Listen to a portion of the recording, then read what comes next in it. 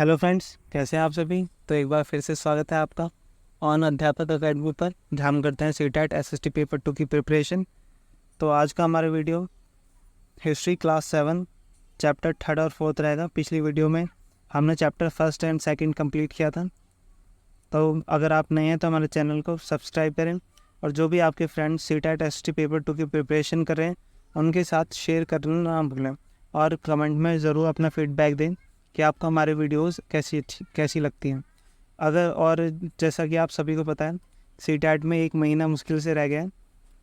तो अगर आप हमारे हैंडमेड नोट परचेज़ करना चाहते हैं तो हमें व्हाट्सअप कर सकते हैं आप 8368051885। तो आप इस नंबर पर व्हाट्सअप कीजिएगा, तो आपको हमारे हैंडमेड नोट्स मिलेंगे जो कि सीटेट के लिए बहुत इम्पोर्टेंट रहेंगे। और ये रिवीजन अगर आपने पढ़ भी लिया है एनसीईआरटी से तो आपके रिवीजन के लिए बहुत हेल्पफुल रहेंगे। अगर आपको इसमें कुछ समझ में नहीं आता तो आप मुझे मैसेज कर सकते हैं, तो मैं फिर आपका क्लियर कर दूंगा। अगर आपको हमारे नोट्स में से कुछ समझ में नहीं आया तो इस नंबर पर आप व्हाट्सअप करिए और आप परचेज़ कर सकते हैं। तो बढ़ते हैं अपने चैप्टर की ओर। तो हमारा चैप्टर है 3rd, दिल्ली के सुल्तान।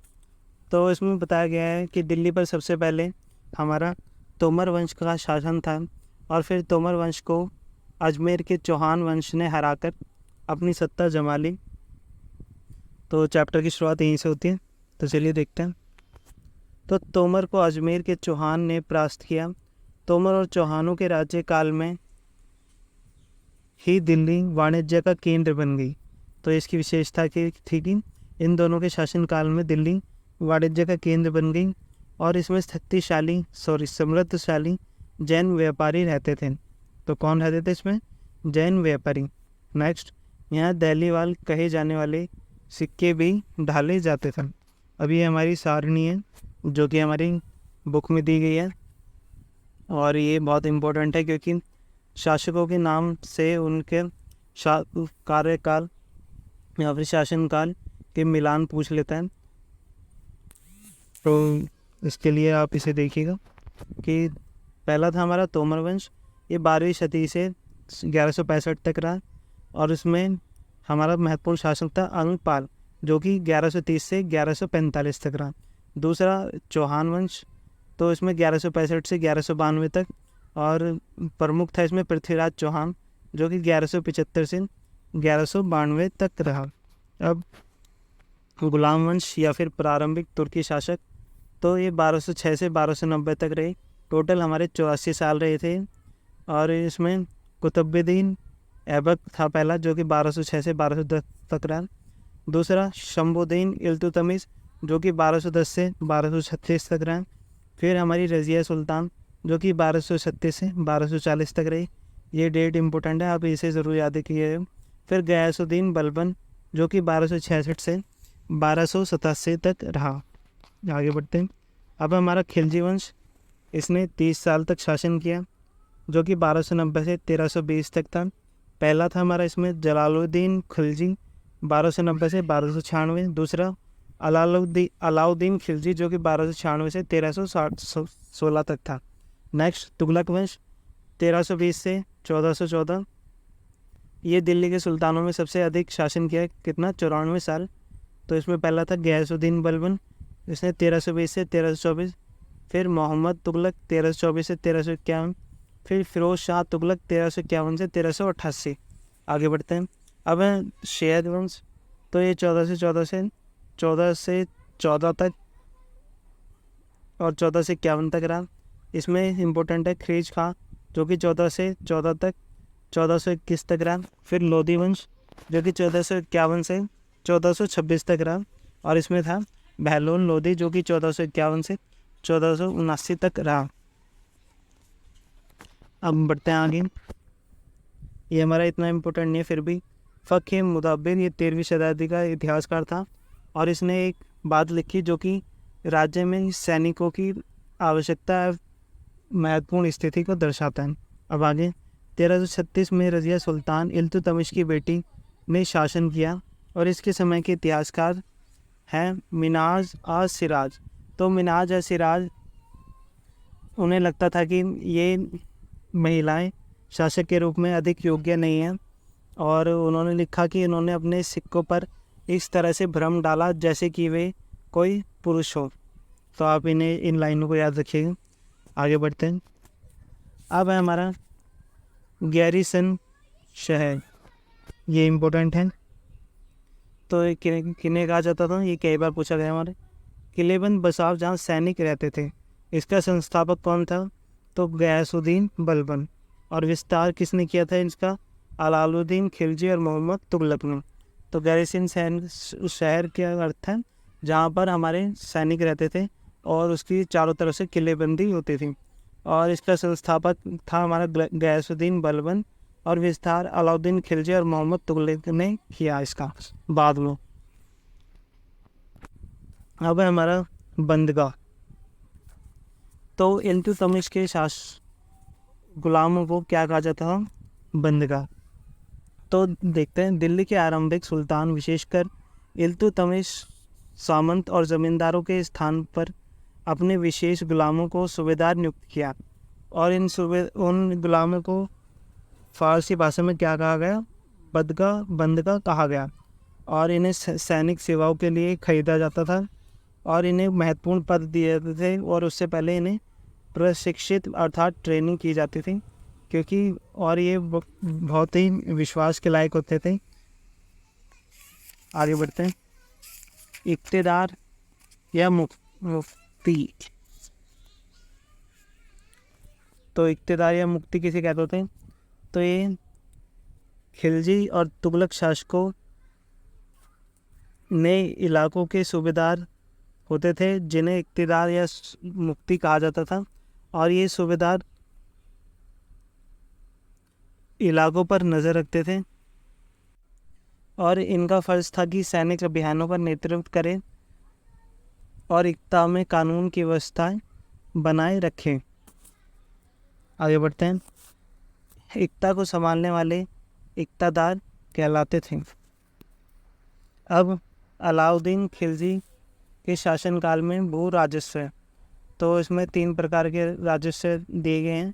पहला खराज, जो कि कृषि पर आधारित था और जो कि 50% था उपज का। आगे मवेशियों पर, और थर्ड था हमारा घरों पर। अब बढ़ते हैं आगे। इब्न बतूता, तो ये 14वीं सदी में आया था, और कहाँ का था? अफ्रीकी देश मोरक्को का। ये भी इम्पोर्टेंट है। अब ट्रांसओक्सियाना उज़्बेकिस्तान। तो चंगेज़ ने 1219 में यहाँ हमला किया। कहाँ पर? उज़्बेकिस्तान में। और इसके बाद उसने दिल्ली पर भी हमला किया, और खिलजी और मोहम्मद तुगलकों के शासनकाल के आरंभ में ही दिल्ली पर मंगोल का आक्रमण बढ़ गया। इससे मजबूर होकर दोनों ही सुल्तानों को एक विशाल सेना खड़ी करनी पड़ी। आगे बढ़ते हैं।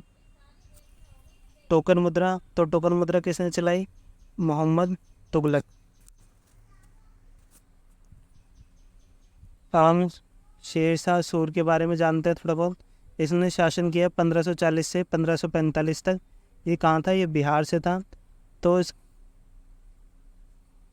1530 से 1540 चौसा को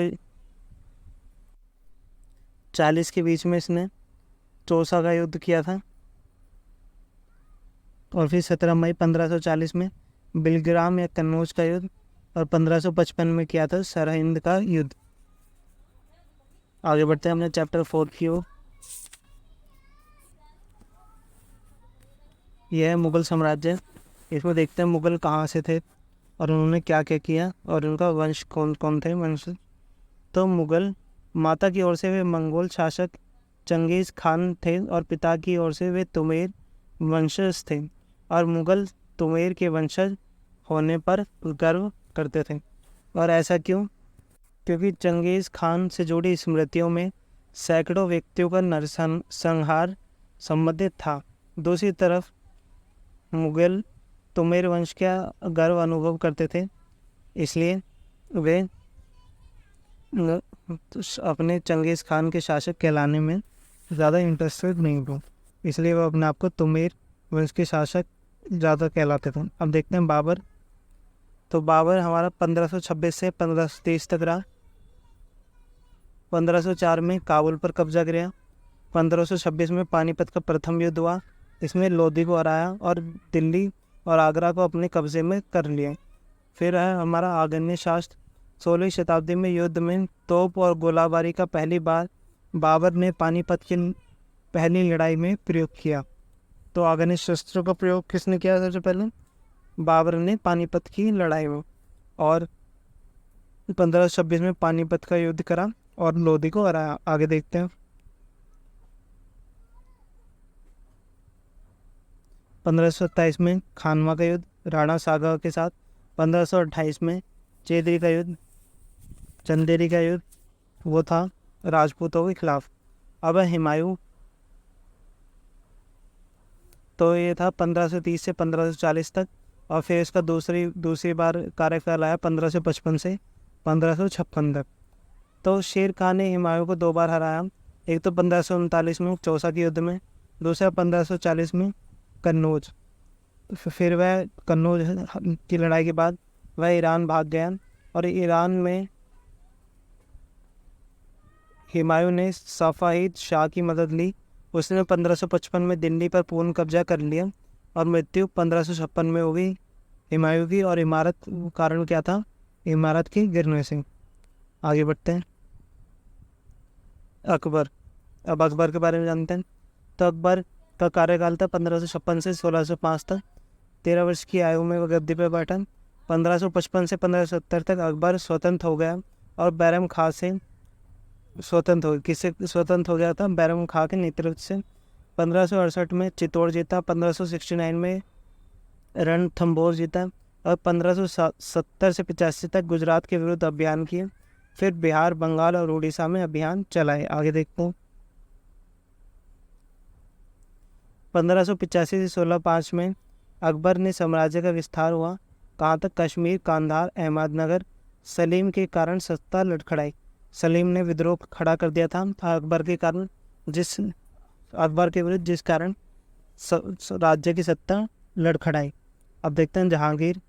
तो 1605 से 1627 तक पत्नी नूरजहां और इसकी माँ थी कछवा की राजकुमारी।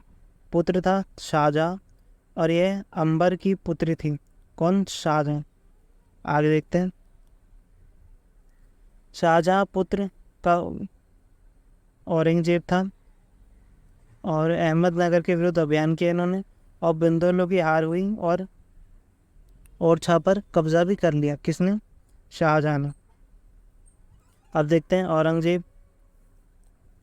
1658 से 1707 मराठा सरदारों के विरुद्ध युद्ध किया और शिवाजी के विरुद्ध युद्ध किया। जो इम्पोर्टेंट्स है इसमें मैं आपको वही पढ़ा रहा हूँ ताकि जल्दी से जल्दी सिलेबस कंप्लीट हो सके। पीपीटी बनाने के लिए हमारे पास टाइम नहीं बचा है। आई होप आप कोऑपरेट करेंगे अपन हमारे साथ। अब है मनसबदार या जागीरदारी प्रथा। तो मुगलों की सेवा में जो नौकरशाही लगते थे उन्हें मनसबदार कहलाते थे। ये कोई पद या सरकारी हैसियत होती थी और पद वेतन का निर्धारण जात की संख्याओं पर आधारित होता था। जैसे किसी पर 1000 जात हैं तो इसका मतलब वो अधिक उच्च हुआ, लेकिन अगर जिसके पास 5000 और उससे भी ज़्यादा जात हैं तो वो उससे भी अधिक उच्च पद पर आसीन होगा। अब आगे देखते हैं।